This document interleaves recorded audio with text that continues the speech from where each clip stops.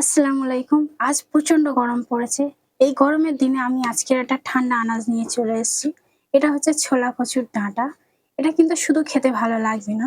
এর সঙ্গে কিন্তু দিতে হবে ছোলার ডাল আর এই চিংড়ি। এর সঙ্গে ছোলা দিয়েও রান্না করা যায়। আজকের আমি ছোলার ডালটা দিয়ে রান্না করছি।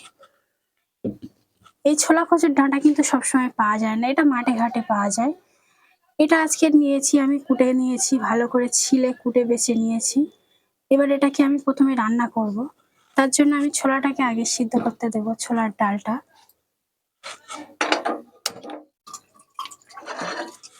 অল্প করে পানি দিয়েছি আর এই ডালটা দিয়ে দিলাম।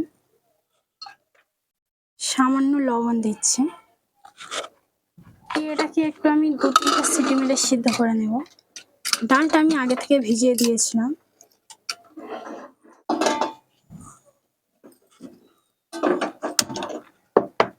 এবার আমি এই ডাঁটাটাকেও সিদ্ধ করতে দেব।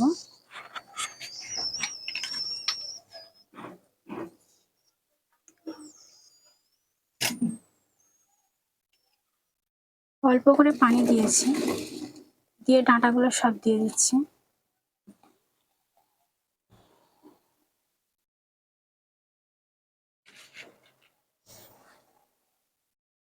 দেখো, পাহাড় সমান সবজিটা দেওয়া হয়ে গেছে, কিন্তু রান্না করার পরে হয়তো ১ বাটি হবে।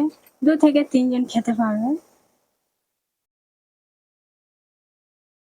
এর মধ্যে যে একটুখানি আমি পানি দিয়েছি, এই পানিটাকে আমি একটু ভেবিয়ে ফেলে দেব। এটা যদি একটু গাল চুলকায়, ভেবিয়ে ফেলে দিলে আর গাল চুলকাবে না।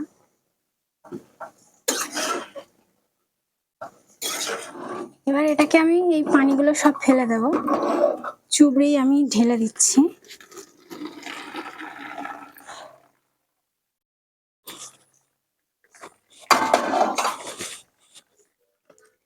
হয়তো এই ছোলা কচুর ডাঁটা রান্না করতে গেলে একটু খাটনি বেশি, সময়ও বেশি লাগে, কিন্তু এটা রান্না করার পরে খেতে এত সুন্দর লাগে, ভীষণ টেস্টি লাগে।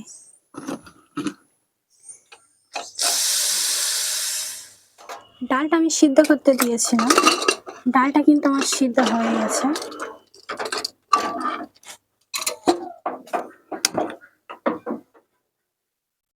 প্রথমে অল্প তেল দিয়ে আমি চিংড়িটাকে ভেজে নেব। এটা চিংড়ির মাথা আর পেঁয়াজ, কাঁচা ঝাল বাটা একসাথে মিক্সিতে বেটে নিয়েছি। এটাও দিয়ে দিচ্ছি, এর সঙ্গে লবণ দিয়ে দিচ্ছি, হলুদের গুঁড়ো আর লঙ্কার গুঁড়ো দিয়ে ভালো করে এটাও কষিয়ে নেব।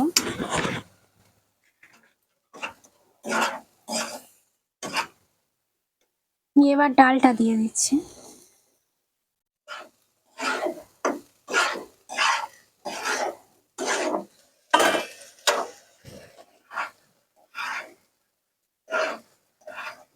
ডাল আর চিংড়িটা আমার কষানো কমপ্লিট। এবার আমি এই ভাবিয়ে রাখা ডাঁটাগুলো এবার দিয়ে দিচ্ছি, এর সঙ্গে ভালো করে নেড়ে ছেড়ে দেবো।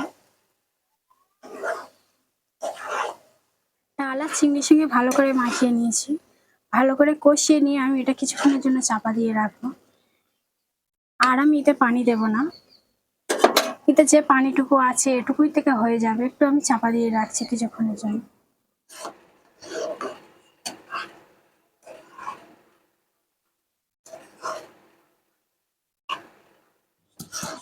হালকা একটু রসুন বাটা না দিলে ভালো লাগে, সেই জন্য রসুনটা আমি একটু থেতে নিচ্ছি। একটু আমি রসুনটাকে লাল করে নিচ্ছি।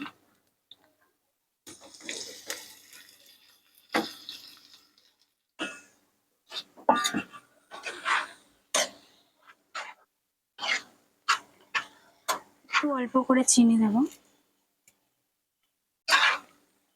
একটু ভালো করে নেড়ে নেব। এবারে আমার রসুনটা লাল হয়ে এসছে, এবার এর সঙ্গে আমি দিয়ে দিচ্ছি।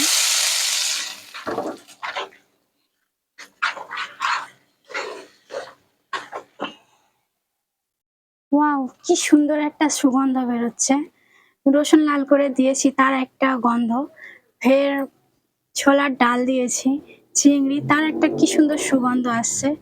সত্যি সুগন্ধটা খুব সুন্দর লাগছে। বাড়ির লোকও বলছে যে, "কি রান্না করছো?"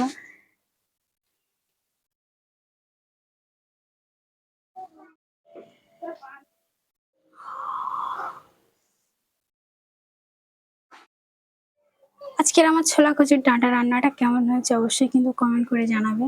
আর ভালো লাগলে অবশ্যই একটা লাইক করে যাবে। আর আমার নতুন, নতুন রান্না দেখার জন্য আমার চ্যানেলটাকে সাবস্ক্রাইব করে রাখবে। আজকের ভিডিওটা এই পর্যন্ত। আবার দেখা হবে অন্যদিন অন্য একটা ভিডিও নিয়ে।